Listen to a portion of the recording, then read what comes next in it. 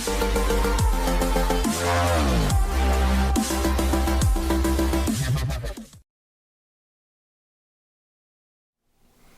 afternoon, Colin here with Techout, and here we are with watchOS 10 Beta 2. Been out for about 2 days now. Been using it. Main thing I wanted to try out was the battery life to see if it was any better, and it's gotten a little bit better. I wouldn't say it's amazing. Definitely still not up to stable release standards.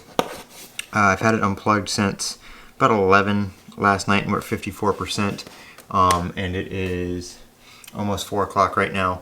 And that is mainly overnight sleep usage and just wearing it today. I haven't been using any applications or anything on it, no texting, just the occasional notification and time check, and that's where we are. So over Beta 1, I would say it's gained about a 10% battery increase in 24 hours.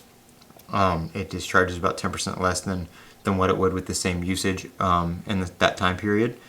So it, like I said, has gotten a little bit better. Performance is still great. It's very snappy. No issues with performance or anything like that. I do have a little issue with one of the widgets down here, the heart rate widget. It says unlock to view right now, but that one keeps coming up blank, so I don't know what's up with that. I did have some widget issues on iOS 17 Beta 2 after updating, where I had to delete and re-add the widget, the home widget.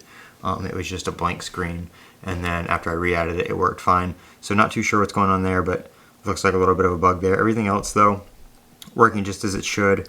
They did add the optimized charging in Beta 2 to the SE and I think 6, 7, and 8.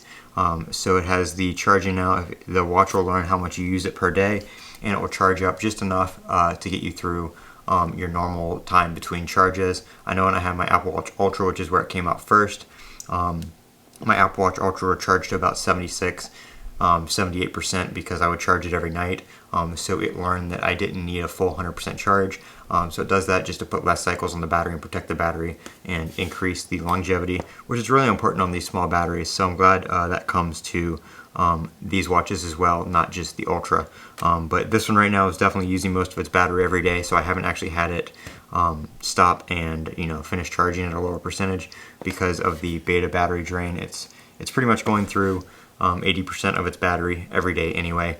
So that is the Series 8 right there on watchOS 10 Beta 2. Not too much to report, just an increase in battery life slightly, but still pretty bad, and performance is okay with a few minor bugs. I'm Colin with Techout. Don't forget to comment, rate, and subscribe, and as always, have a great day.